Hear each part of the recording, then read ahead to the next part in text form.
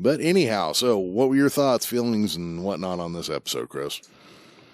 Yeah, like I said at the beginning, I mean, it was not as entertaining the second time around, mainly because this whole episode is just build up to the next one. So there's lots of, there's some open threads there that don't get closed until the next episode. I'm fairly neutral on this one. Yeah. I could take it or leave it. That's where I have to be with it as well. It did some setup, but it kind of didn't do a great job of it. You could have easily, we say this about like every other episode this season. You could have easily done this and another episode all in one. Yeah. And like for this one, I remember the first time I watched it during this episode, I was like, man, there seems to be a lot more story left. How are they going to wrap it all up in the next episode? Yeah, I remember that.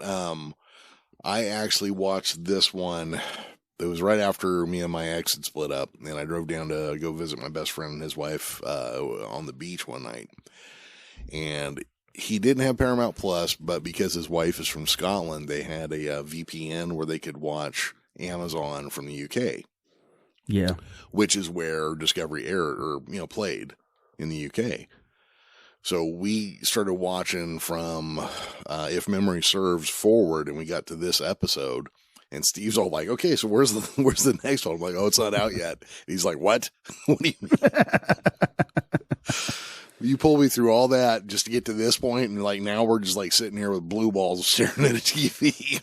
Basically, yeah, I could see that. I could see that.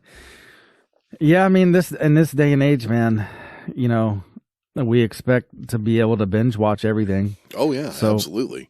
When you can't, it's like, I don't like this. Yeah, no, it definitely, now that we're all used to binge watching and now that people are producing things weekly again, it is a little bit of a system shock to be like, all right, there's only one episode out. Okay. Yeah, but see, Strange New Worlds, I feel like, definitely does a better job of the weekly serial than Discovery, because Discovery's got that super big arc going on in the background, sometimes not even in the background, that they constantly build on every episode, right? And so it's really hard not to want to binge watch it. But Strange New Worlds, I mean, there's obviously story threads all throughout the season that may or may not get resolved until the end or whatever, but it doesn't feel like it while I'm in the middle of watching it. So when we were doing Strange New Worlds, it was just like, no, I'm cool stopping here. We're good. Oh, yeah. Well, that's because, they fortunately, Strange New Worlds, and that was one of the big selling points was, hey, we're doing episodic TV. Every week we're going to go do something. At the end of that episode, we're going to be on to something else. Yeah, because it doesn't, it doesn't have that super big cliffhanger at the end of every episode like Discovery does a lot.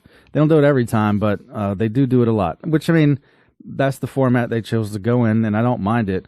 But yeah, I can imagine when you're like playing up this season finale and you're like, hey man, we got to watch all the rest of this. We got a lot of Trek to get through. And then you get to the best part and you can't watch it yet. Yeah. That would suck. Yep. Yeah, I guess you'll have to check that out on your own next week, man. Don't know what to tell you. Let me know how you liked it. Oh man, yeah. No, that's one of those things too. It's like 25 years ago, every TV show had a 25 episode season, and they were all episodic and very little continuity between them. And then slowly over the last handful of years, everything turned to a 10 to 13 episode season with a lot of continuity. And now it's kind of like it's novel to have an episode by episode show again. It's exciting. It's interesting. It doesn't feel like everything else. Well, I mean, plus now, I won't say these shows have like movie style budgets, but some of them do. Boy, for they sure. sure feel like it. Yes, and so I think they're trying to wring out. Let me make a 13 episode movie. Yeah, no, that's definitely one thing I can say. Like because even like Next Gen, it had a better budget. I probably had a similar budget to the original series, honestly, and dollar for dollar, but the effects looked better. You had a more and I'm going to hire, you had a more experienced special effects team who knew what they were doing and could do better things. But you go now, and with all the complaints about New Trek, but you look at it, and every single shot looks like it's shot for a big budget movie. Yeah, yeah. Which, I mean, it does get, especially with Discovery, it does get like, what's the word I'm looking for?